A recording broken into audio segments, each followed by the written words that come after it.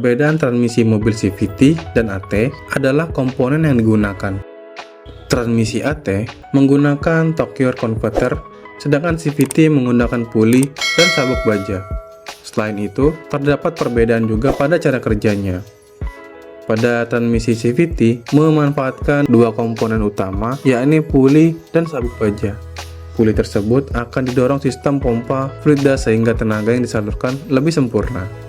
Sementara, dua roda di belakang akan menyesuaikan perubahan kecepatan dan torsi secara tepat. Sementara itu, cara kerja transmisi AT adalah menggunakan turbo converter. Komponen tersebut akan memanfaatkan tekanan oli dari pole body dan transmisi otomatis. Hal itu berfungsi untuk menggerakkan input shaft, sehingga akselerasi AT lebih bagus dibandingkan CVT. Namun, hentakan saat perpindahan gigi lebih terasa, sehingga engine brake dan transmisi AT tidak semaksimal CVT. Penggunaan bahan bakar pada transmisi CVT lebih irit karena terjadi penurunan RPM saat perpindahan gigi, sehingga bahan bakar yang masuk ke ruang bakar akan berkurang.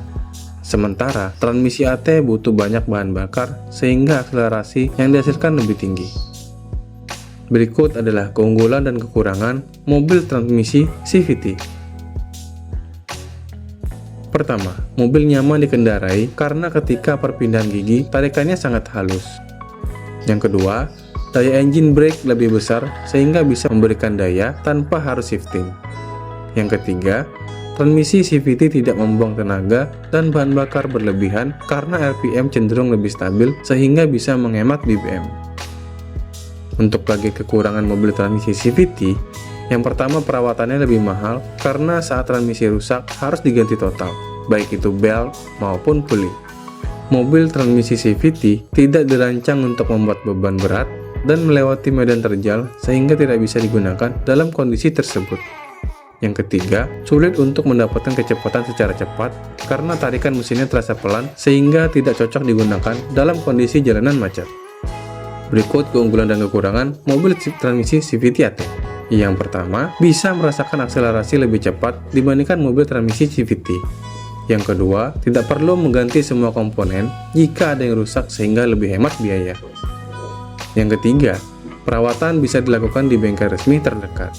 Untuk kekurangan mobil transmisi AT, yang pertama adalah saat melakukan perpindahan gigi, hentakan lebih terasa sehingga berkendara jadi lebih kurang nyaman. Yang kedua, konsumsi bahan bakar lebih banyak daripada transmisi CVT. Yang ketiga, perpindahan engine brake harus dilakukan bersamaan dengan perpindahan mode transmisi. Nah, teman-teman, itulah tadi antara keunggulan dan kekurangan dari mobil CVT dan mobil AT. Terima kasih telah menonton, jangan lupa subscribe, like, dan share ke teman-teman lain ya. Sampai jumpa di video berikutnya.